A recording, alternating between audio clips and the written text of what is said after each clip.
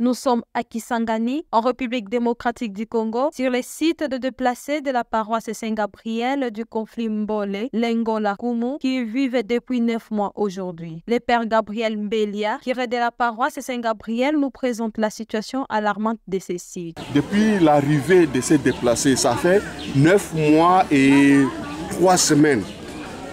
Nous avons reçu du gouvernement, donc à travers la Croix-Rouge, 15 tentes. Et vous pouvez regarder ce qui en reste comme tentes reçues du gouvernement, tentes appelées là-bas. Et en rouge, ça c'est la fabrication locale où nous avons sollicité de l'aide auprès de la CNCS.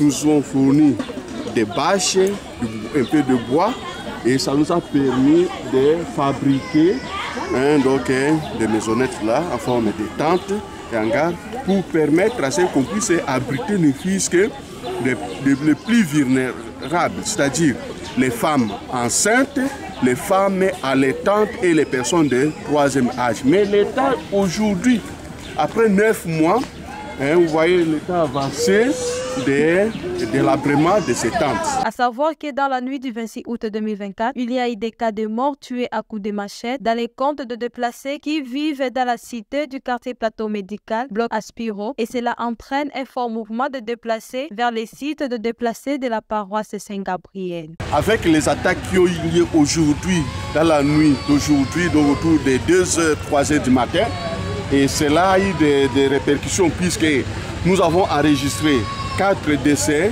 et 4 blessés graves. Alors cela a créé la psychose au sein de la population qui avait déjà fui, qui avait trouvé refuge de l'autre côté sur la rive droite du fleuve, puisque ce sont des gens qui viennent de la rive gauche dans le conflit Mbole et Lengola Kumu.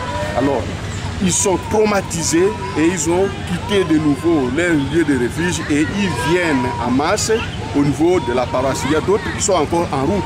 Vous pouvez voir déjà les premiers arrivants. Nous voyons des grands-mères qui sont là-bas, puisqu'on ne sait même pas où les loger. Je suis content que nous nous retrouvons tous ensemble.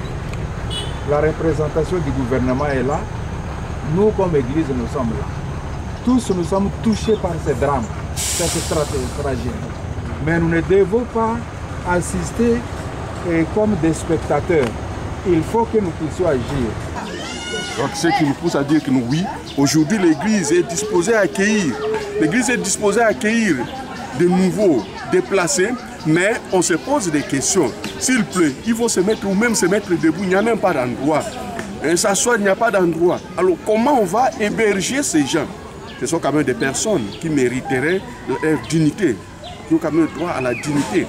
Mais voilà l'état dans lequel se trouve notre infrastructure, comme paroisse, comme église. C'est comme cela que nous lançons un cri d'alarme pour dire que non, si nous avons de l'espace pour accueillir les gens, nous marquons des cadres pour les héberger. Donc il y a vraiment urgence. Urgence alors, on ne doit pas attendre demain puisque ces derniers temps il pleut beaucoup. Aussi on pouvait nous fournir des bâches, le bois, on va alors multiplier en urgence la fabrication des tentes et aussi aménager d'autres qui sont déjà en état de délabrement avancé. Pour Archekis Online, reportage et commentaires, Rit Bafalouma, prise de vision et montage, Cédric Sabiti. Remerciements, Son Excellence Monseigneur Marcel Outembitapa, archevêque métropolitain de Kisangani, Son Excellence Monseigneur Lona Ndjadinjate, évêque auxiliaire de Kisangani, aumônerie universitaire, paroisse Saint-Esprit.